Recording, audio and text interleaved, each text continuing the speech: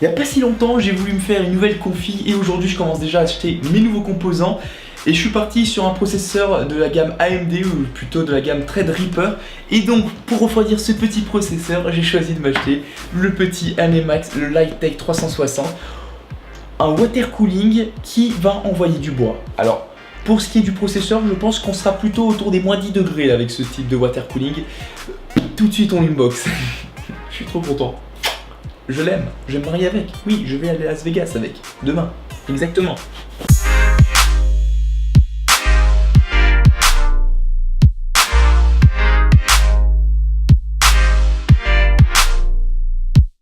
Avant de commencer cet unboxing, je tiens juste à vous préciser que je ne suis pas un pro, donc il se peut que je puisse me tromper sur certaines descriptions ou sur certains exemples donnés. S'il vous plaît, n'en tenez pas rigueur.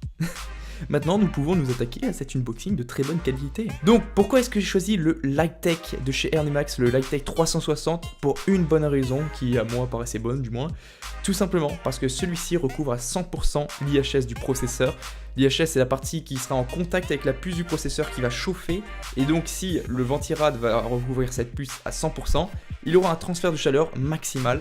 Et voilà, c'est un peu le souci du détail, mais j'avais envie, alors laissez-moi s'il vous plaît, quoi. Merci. Voilà. Donc dans un packaging plutôt sympathique, nous retrouverons notre radiateur avec le bloc pompe qui pourra aller jusqu'à 450 litres/heure au max de sa puissance. On a à l'intérieur 3 ventilateurs de 120 avec une pression statique de 0,673 allant jusqu'à 6,28 mm H2O et pouvant aller entre 500 et 2300 RPM. L'une des choses les plus importantes est la pression statique, ce qui équivaut en fait à la pression d'air qui sera envoyée dans les ailettes de votre water cooling.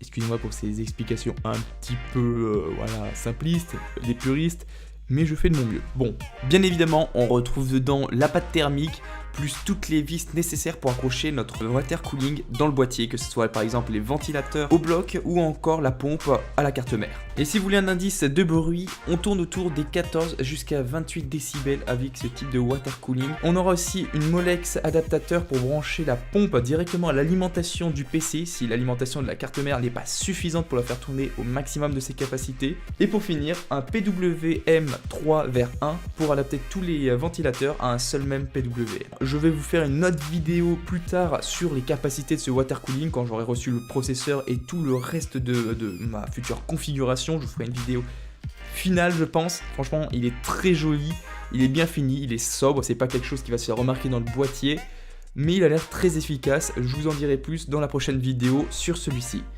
En tout cas les amis, j'espère que cette vidéo vous aura plu. Moi je ne vous cache pas que je suis quelque peu impatient de recevoir le reste. Et on se dit à la prochaine. Ciao.